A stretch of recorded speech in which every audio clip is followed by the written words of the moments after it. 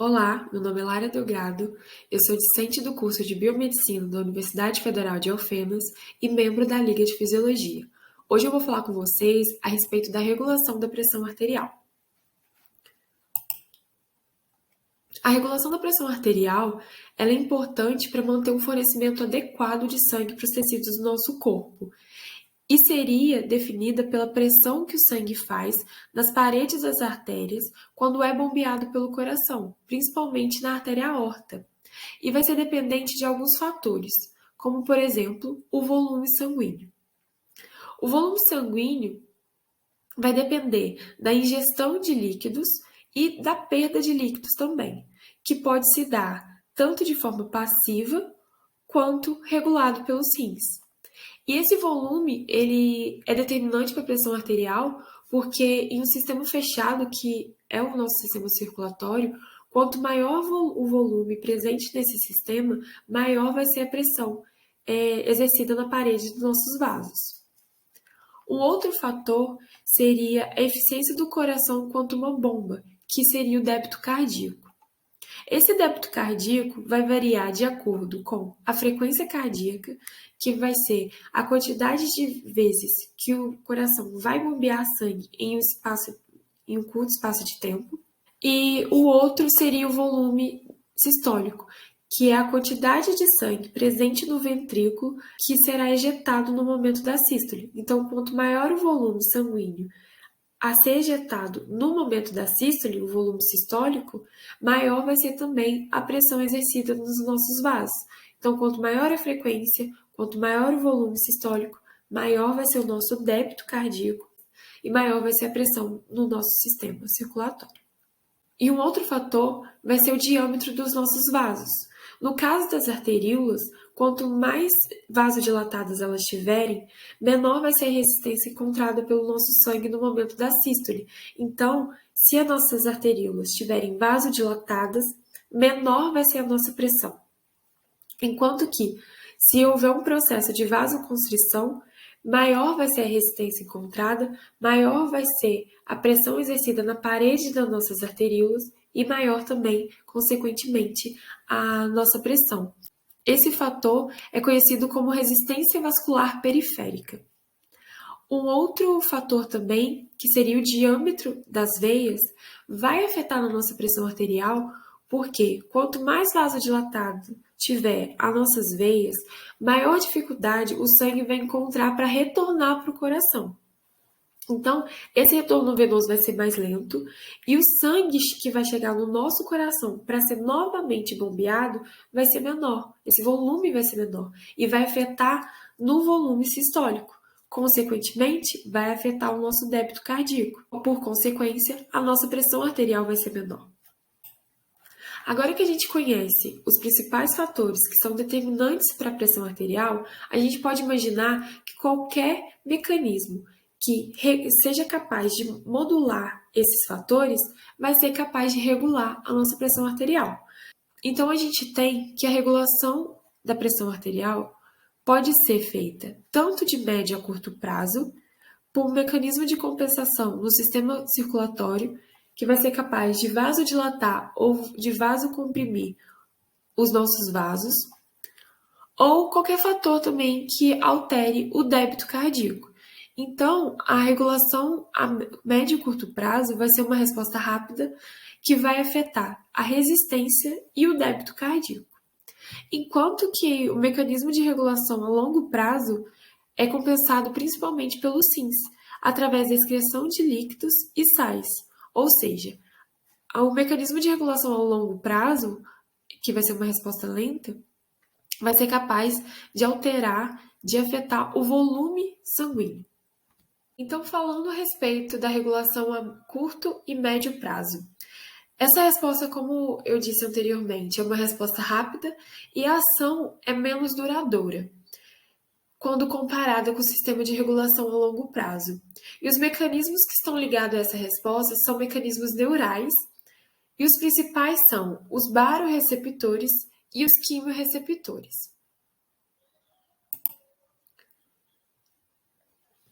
O controle cardiovascular, que é regulado por efetores neurais, eles partem de vias tanto simpático quanto parasimpático. Os neurônios simpáticos e parasimpáticos vão sair de um centro de controle cardiovascular localizado no bulbo. Os neurônios parasimpáticos, eles vão agir através de acetilcolina, que irão se ligar em receptores muscarínicos e vão aumentar o efluxo de potássio e reduzir o influxo de cálcio. Já os neurônios simpáticos, eles vão agir em receptores beta, quando no coração, ou também em receptores alfa, através da liberação da noradrenalina. Com isso, vai ter um aumento no influxo de sódio e de cálcio. Para os neurônios parasimpáticos, essa diminuição do influxo de cálcio vai fazer com que as células se hiperpolarizem, diminuindo assim a taxa de despolarização. Enquanto que para os neurônios simpáticos, esse aumento do influxo de sódio e cálcio vai aumentar a velocidade da despolarização. A despolarização vai ser diretamente ligada com a frequência cardíaca. Então, se a gente tem um aumento nessa despolarização, a gente vai ter um aumento da frequência cardíaca, enquanto que para os parasimpáticos, onde a gente tem essa diminuição nessa taxa de despolarização, a gente vai ter uma redução na nossa frequência cardíaca. E o primeiro mecanismo neural que a gente vai falar vão ser os baroreceptores. Os baroreceptores são sensores aferentes que estão presentes tanto na aorta quanto na carótida. E eles são capazes de detectar distensões na parede arterial. Esses receptores possuem canais de cálcio que são sensíveis ao estiramento da sua membrana celular. E com isso, quando a gente tem um aumento da pressão arterial, a gente vai ter um estiramento dessa membrana. E os receptores, por possuir esses canais iônicos que são sensíveis, vão abrir esses canais e desencadear um potencial de ação, que vai seguir por toda a extensão aferente até atingir esses núcleos bulbares. É importante a gente destacar que esses baroreceptores são mecanorreceptores, porque eles não vão ser capazes de perceber a alteração na pressão arterial. E sim, eles são capazes de detectar a deformação causada na membrana celular devido a alterações na pressão. Então, aqui nessa imagem da direita, a gente pode ver o que vai ocorrer caso esse mecanismo seja desencadeado. Então, a alteração da pressão arterial vai ser captada pelos baroreceptores, que vai enviar sinais a esse centro de controle cardiovascular bulbar, que por sua vez vai ou estimular ou inibir os neurônios simpáticos e parasimpáticos. Então, se a gente vê um aumento na pressão arterial, a atividade que vai ser excitada vai ser dos neurônios parasimpáticos e os neurônios simpáticos vão ser inibidos. Caso a gente tenha uma queda na pressão, vai ser o contrário, os neurônios parasimpáticos vão ser inibidos e os simpáticos serão estimulados. Então, aqui a gente tem, quando tiver um aumento na pressão arterial, na pressão sanguínea, vai ter um aumento nos disparos desses baroreceptores devido à abertura dos canais iônicos e neurônios sensoriais vão levar essa informação até o centro de controle bulbar, que por sua vez vai inibir a atividade simpática e estimular a atividade parasimpática. Então, a atividade parasimpática vai aumentar a liberação da acetilcolina, que vai agir principalmente no nó sinoatrial, diminuindo a frequência cardíaca, devido ao processo de diminuição do influxo de cálcio e a hiperpolarização das células. Com isso, a nossa frequência cardíaca vai cair, o débito cardíaco diminui e a pressão arterial, pressão sanguínea também diminui. Já na atividade simpática, a gente vai ter uma menor liberação de noradrenalina e com isso a gente vai ter um processo de vasodilatação, a força de contração vai diminuir porque as nossas células vão estar hiperpolarizadas também, a gente vai ter a redução também de influxo de cálcio e também vamos ter a diminuição da frequência cardíaca.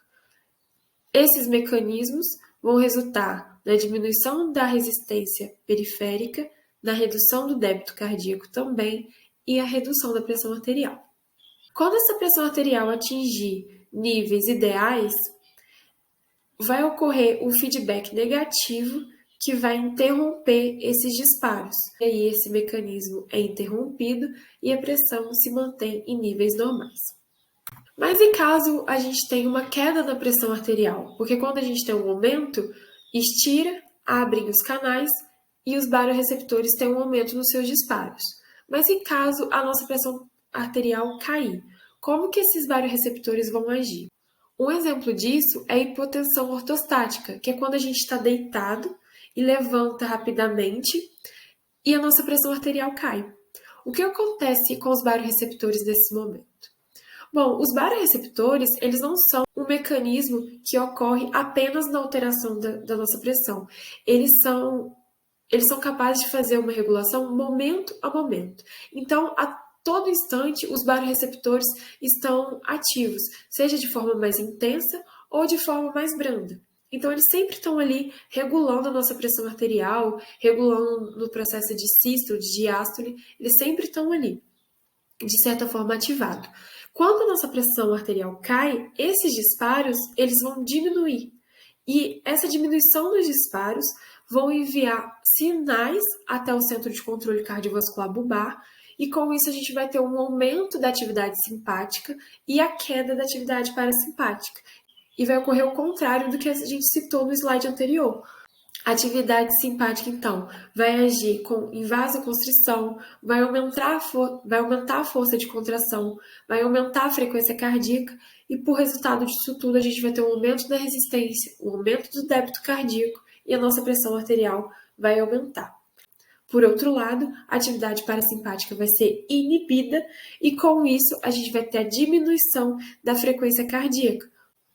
Porque como a atividade parasimpática vai ser inibida, a gente vai ter um aumento no influxo de cálcio. E aí, consequentemente, aumento da frequência, aumento do débito, aumento da pressão arterial.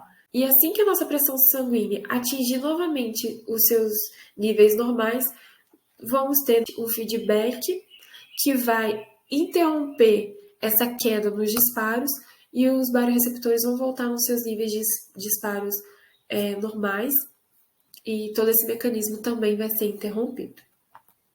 O próximo mecanismo neural que a gente vai falar são os quimiorreceptores. Os quimiorreceptores estão localizados também no arco aórtico e no seio carotídeo, e eles são compostos por células glomais do tipo 1 e do tipo 2. Aqui a gente vai tratar apenas das células do tipo 1. O principal mecanismo de controle utilizado por essas células glomais do tipo 1 vai ser a regulação em resposta às mudanças de concentrações de oxigênio e de gás carbônico. Essas células são capazes de perceber uma queda na pressão de oxigênio e um aumento na pressão de gás carbônico, além também de ser capaz de perceber uma alteração no pH. Há indícios que essa queda na pressão de O2 vai ser percebida por canais iônicos sensíveis que estão presentes nessas células glomais do tipo 1. Essa queda na pressão de oxigênio vai levar informação pela abertura dos canais iônicos dessas células glomais do tipo 1, vai levar informação até o centro de controle bulbar, e com isso a gente vai ter um aumento na atividade simpática e uma inibição da atividade parasimpática, assim também como ocorreu nos barorreceptores, que vão ser responsáveis por esse aumento na frequência cardíaca e no aumento da pressão arterial. Agora nós iremos falar a respeito da regulação a longo prazo. A regulação a longo prazo é uma resposta lenta, porém a sua ação é mais duradoura quando comparada com a regulação de médio a curto prazo. Ela vai estar relacionada com o controle de volume extracelular, sendo o sistema renal o principal responsável por esse mecanismo, através do balanço da ingestão e excreção de água e sais. Além disso, também o sistema renal vai estar intimamente relacionado com a secreção de renina, que está envolvida no sistema renina-angiotensina. Aqui a gente não vai aprofundar muito no assunto, porque nós temos uma aula disponível que irá falar apenas da filtração glomerular. Então, para a gente entender como esse mecanismo renal funciona de uma maneira mais lúdica, vamos imaginar o que ocorre quando a gente faz uma ingestão de sal. Bom, quando a gente consome um alimento mais salgado, vai ter uma alteração na nossa osmolaridade. Essa osmolaridade vai aumentar, sem que haja mudanças no nosso volume extracelular. O consumo de sódio, esse sódio vai alterar a osmolaridade, vai ter uma mudança na nossa osmolaridade, sem que haja alteração no nosso volume sanguíneo. Com isso, o nosso corpo vai utilizar de alguns mecanismos para poder regular essa osmolaridade, retornar essa osmolaridade aos seus níveis normais. Para isso, a gente vai ter a secreção da vasopressina, também chamado de hormônio antidiurético, que é secretada pela neurohipófise.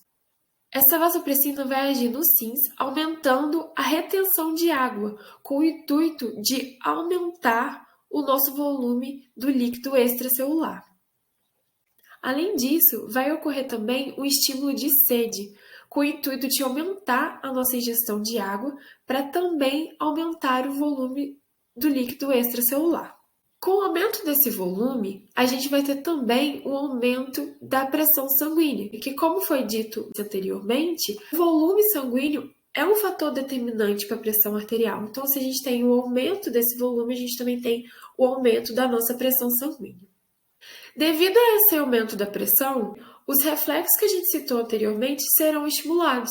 Então, no momento que há esse aumento do volume do líquido extracelular e, consequentemente, o aumento da pressão arterial, os baroreceptores que eu citei vão ser estimulados, vai ter uma alteração na membrana. Os canais iônicos irão se abrir e eles vão ser disparados para poder enviar a informação para o Centro de Controle Cardiovascular Bulbar e desencadear todo aquele mecanismo para poder controlar a nossa pressão arterial. Então, a atividade parasimpática vai ser estimulada e a atividade simpática será inibida. Nesse momento, como o nosso volume extracelular foi aumentado, a nossa osmolaridade já foi regulada. Então, esse processo, esse mecanismo da vasopressina e esse estímulo de sede é interrompido e os rins agora passam a excretar sais e água, para auxiliar também no retorno da pressão sanguínea para os seus níveis ideais. Então, de maneira mais direta, o mecanismo renal vai ser capaz de agir na pressão arterial da seguinte forma. Caso seja detectado o aumento da pressão arterial, o rins vai aumentar a filtração glomerular e vai diminuir a sua reabsorção tubular, com o intuito de excretar maior quantidade de água e de sais, para que essa pressão arterial retorne aos seus níveis normais. Esse aumento na excreção de água e sal, com o objetivo de regular a pressão arterial, é conhecido como diurese e natriurese pressórica.